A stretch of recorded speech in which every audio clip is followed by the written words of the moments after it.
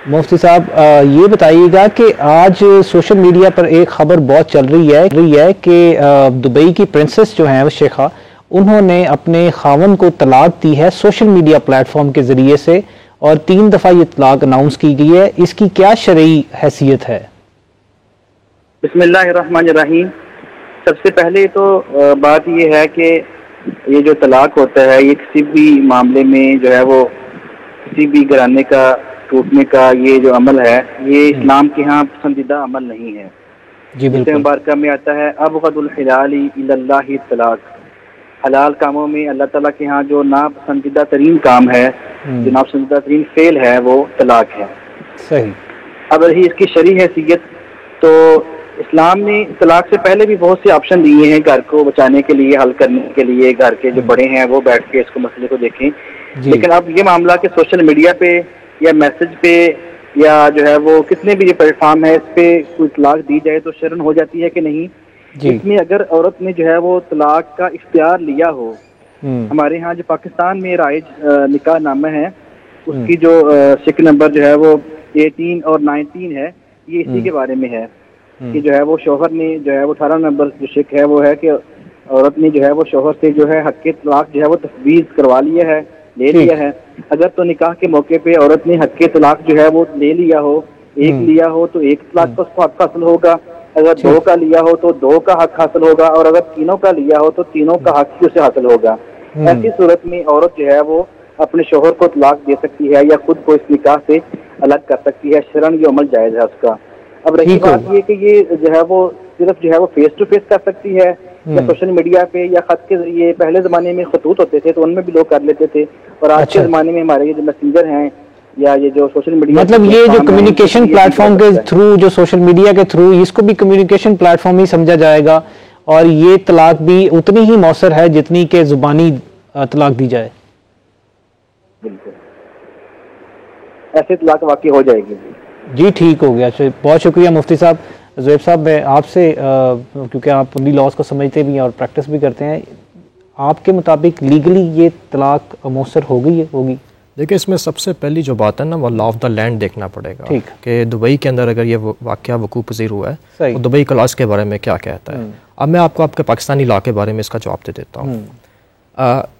Pakistani law में जैसे मुफ्ती साहब ने बताया कि अगर खातून को मर्द ने हक अपना तलाक का तफवीद कर दिया है निकाह के वक्त में, ठीक, तो औरत उस हक को इस्तेमाल करते हुए खुद की राहें अपने हस्बैंड से जुदा कर सकती है, खुद को खुद ही तलाक दे सकती है कि मैं खुद को उसकी तरफ से तलाक देती हूँ और अपनी राहें से जुदा करती हूँ। अब इसमें जो मेन चीज़ है वो ये है कि जैसे निकाहनामा आपका रजिस्टर होता है वैसे आपका तलाकनामा भी रजिस्टर होता है। ठीक। अब जैसे ही तलाकनामा आपका यूनियन कौंसिल पहुंचेगा, वहाँ पे 90 डेज का टाइम है। 90 डेज के बाद यूनियन कौंसिल जो है वो आपको तलाक मुर्सद सर्टिफिकेट जो है वो इशू कर देगी। उसके बाद आप टोटली तौर पे एक दूसरे से जुदा हो चुके हैं। आप किसी नई जगह पे अपनी मर्जी से आज़ाद रज़ामंदी से शादी कर सकते हैं। लेकिन आपका जो कानून है वो कहता है कि आप दोबारा भी वापस एक दूसरे के निकाह में आ सकते हैं, आपको दोबारा निकाह करना पड़ेगा उसके लिए। ठीक हो गया, बहुत शुक्रिया ज़ुहैब साहब, आपने पॉइंट क्लियर कर दिया। यानी कि वैसे ये तलाक मौसर है मुफ्ती साहब के लिए भी और लीगली भी। सोशल मीडिया का ताल्लुक ले लिया तो बेसिक है कि आपने अपना जो तलाक है उसकी वर्डिंग जो है या अपना जो आपका जो इंटेंशंस है वो दूसरे तक पहुंचानी है, वो आप आमने सामने पहुंचा सकते हैं, व्हाट्सएप पे आप पहुंचा सकते हैं, किसी भी सोशल मीडिया के जरिए आप पहुंचा सकते हैं। अगले तक उसका जो है वो प्रोनाउंसमेंट जो आपने की अगले तक उसका पहुंचना जरूरी है। ठीक हो गया।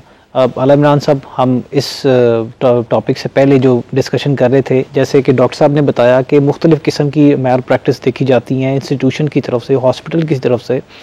ये जो स्पेशली चार्जेस के हवाले से बात है कि सर्विस चार्जेस के इतने ज़्यादा पैसे ले लिए जाते हैं कि जैसे आप किसी लग्जूरियस होटल में रह रहे हो या किसी 5 स्टार होटल के अंदर आप रह रहे हो, तो इस तरह की क्या इस हवाले से क्या कानून कहता है? इसमें 2 बातें हैं। पहली तो ये कि जो हेल्थ केयर कमीशन का लॉ है ना, वो इन मामलात को भी डील करता है, उसके स्कोप में और एम्बिट में आते हैं। इनकी जो वेबसाइट है उसके ऊपर जो है वो इन्होंने बाकायदा हॉस्पिटल्स के जो रेट्स हैं वो भी बताए हुए हैं। अब बात एक और भी है, ये प्राइवेट हॉस्पिटल्स की हद तक है। ठीक, गवर्नमेंट की जिम्मेदारी है लोगों को हेल्थ की सर्विसेज प्रोवाइड करना, वो की जाती है through government hospitals. Government hospitals में आपको वो रेट नहीं मिलता, पर जब आप कहते हो कि मुझे पर्टिकुलर सर्विस चाहिए जो कि गवर्नमेंट मुझे दे सकती है या नहीं दे सकती, दोनों सूरतों में अगर मैं खुद एक कॉन्ट्रेक्चुअल ऑब्लिगेशन हो कर देता हूँ या कॉन्ट्रैक्ट एंटर कर लेता हूँ हॉस्पिटल के साथ, तो वो जो टर्म्स एंड कंडीशन है अगर वो मुझे कहती हैं कि I have to pay for that services, तो we can not use the law to exit a bad bargain which we have entered. तो इसके ऊपर जो है वो ठीक है, लॉ की एक रेगुलेशन होनी चाहिए। आप एक लिमिट से ऊपर जो है वो शायद ना चार्ज करें, ऐसी अगर कोई लिमिट गवर्नमेंट लगाना चाहती है तो वो बिल्कुल लगा सकती है, कमीशन लगाना चाहता है वो लगा सकता है, सही। मगर हम उसको ये नहीं कह सकते कि ये गवर्नमेंट की रिस्पॉन्सिबिलिटी है कि वो इनकी प्राइवेट हॉस्पिटल्स की सर्विसेज की फीस को नीचे करे। अच्छा। मिसाल के तौर पे एक हॉस्पिटल है जो कि किसी ऐसी प्रेमिसेस पे है जहाँ पे कॉस्ट लेकिन आला साहब ये भी तो देखा जाए ना कि इन सर्विसेज चार्जेस की वजह से, इस सारे मामले की वजह से एक आम शख्स के लिए तो ख्वाब ही है कि वो किसी प्राइवेट हॉस्पिटल में अपना इलाज करवा सके। देखिए बात आपकी दुरुस्त है, मगर उससे पहले हमें ये समझना पड़ेगा कि असल में जिम्मेदारी किसकी थी। तो रियासत की जिम्मेदारी थी। बिल्कुल, रियासत ने आपको हॉस्पिटल की या सर्विसेज प्रोवाइड करनी है। वो अगर हॉस्पिटल आपको वो सर्विस प्रोवाइड कर रहा है मगर आप ऑप्ट करते हैं प्राइवेट का, तो ये तो आपका कॉन्ट्रेक्चुअल मामला है, ये तो फिर वो जितना मर्जी आपसे चार्ज करे। हाँ, अच्छा। अगर ऐसे होता कि गवर्नमेंट आपको एक सर्विस नहीं दे सकती, मिसाल के तौर पे सीटी स्कैन है या कोई डायग्नोस्टिक सेंटर है या कोई और डायग्नोसिस होना है जो कि फैसिलिटी गवर्नमेंट हॉस्पिटल अलाउ नहीं करता या प्रोवाइड नहीं कर सकता, कोई ऐसा स्कैनिंग मशीन है जो कि नहीं है, उतनी इनकी MRI नहीं है, तो किधर जाएंगे? वो हो सकता है आपको प्राइवेट में जाना पड़े। हाँ, उस सिनेरियो में फेलियर ऑफ द स्टेट की वजह से अगर आप जा रहे हो तो फिर स्टेट की सेकेंडरी रिस्पॉन्सिबिलिटी है टू इंश्योर कि वो प्राइवेट हॉस्पिटल्स या हेल्थ केयर एस्टेब्लिशमेंट उसको यूज ना करें to extort from the people. तो ये रिस्पॉन्सिबिलिटी बनती है। बट जब प्राइवेट की बात करते हैं तो उसमें बड़ा मुश्किल होता है कि हम जस्टिफाई करें उनके कि जी ये रेट्स नीचे आने चाहिए। हमारा दिल तो करता है कि आए, पर जाहिर है वो प्राइवेट जो हॉस्पिटल है वो अमूमन बनाए होते हैं सेठ साहब ने, और उसका मकसद ये होता है कि उन्होंने 10 डॉक्टर बिठा के स्टाफ रख के पैसे कमाना। मतलब सीधी सी बात है कि ये प्राइवेट सेक्टर जो हॉस्पिटल्स हैं ये भी एलीट माफिया और एलीट कैप्चर के लिए बनाए गए हैं। डॉक्टर साहब सॉरी, हमारे छोटी सी बात ऐड करूं, हमारे एक चीफ जस्टिस ऑफ पाकिस्तान थे मिस्टर जस्टिस साकिब निसार साहब, जी जी, उन्होंने सो मोटो में ये काफी कोशिश की है कि हॉस्पिटल्स और जो आपके मेडिकल इंस्टीट्यूशंस हैं, मेडिकल कॉलेजेस हैं, उनकी फीस कम करने के लिए, लेकिन जैसे ही वो उसके बाद दोबारा वो अपनी वापस रूटीन में आ गए। ठीक हो गया, उन्होंने बहुत कोशिश की है, कोशिश की थी तरफ से कोशिश की गई, लेकिन क्योंकि हो नहीं सका की वजह से वो चीज जो है आगे बढ़ नहीं हो सका।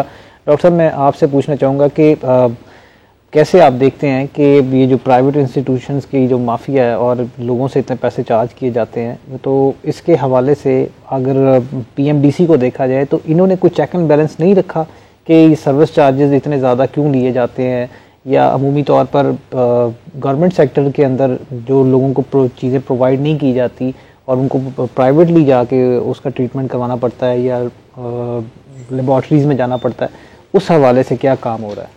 PMDC का इस सारे सिनेरियो के अंदर मेरे नहीं ख्याल में इतना कोई ज़्यादा रोल है। वो ज़्यादा अटैच्ड है आपके जो हेल्थ प्रोफेशनल्स हैं उनके कंप्लेंट्स को ज़्यादा वो सुनते हैं, ये ज़्यादा PSC के अंदर आ जाता है। ठीक, जैसे सर ने कहा है कि देखिए प्राइवेट इदारा जो है, कोई भी हॉस्पिटल के अलावा भी कोई भी आप प्राइवेट इदारे में जाते हैं तो उनका एक अपना रेट है। आप किसी रेस्टोरेंट पे जाते हैं, आपको मेन्यू जाके दिया जाता है कि जी ये, लेकिन आप क्या समझते हैं कि इसके लिए कोई वैल्यूएशन होनी चाहिए, कोई चेक एंड बैलेंस होना चाहिए? एक्स्ट्राऑर्डिनरी चार्जेस के ऊपर तो लाजमी होना चाहिए, लेकिन अगर किसी जगह ने अपने एक रेट्स दूसरों से थोड़े से ऊपर रखे हुए हैं या प्रीमियमनेस है उसके अंदर, और वो तो जस्टिफाई भी कर सकते हैं, जिस तरह से बताते हैं कि किसी प्रीमियम लोकेशन पे वो हॉस्पिटल है, उनकी सर्विसेज जो है वहाँ पे doctors for example American trend है सारे, तो उनकी ये सारी सर्विसेज एट ए कॉस्ट आ रही हैं। ठीक है, उन्होंने अपने ओवरहेड्स भी पे करने हैं आजकल। जो मतलब ये आपकी हैसियत पे डिपेंड करता है कि अगर आप बिल्कुल आपको, लेकिन इसमें बात दोबारा तो आप चले जाएं, नहीं तो फिर आप सिर्फ इसमें एक जो गलती आती है जो मैंने देखा है यहाँ पे अस्पतालों के अंदर, कि वो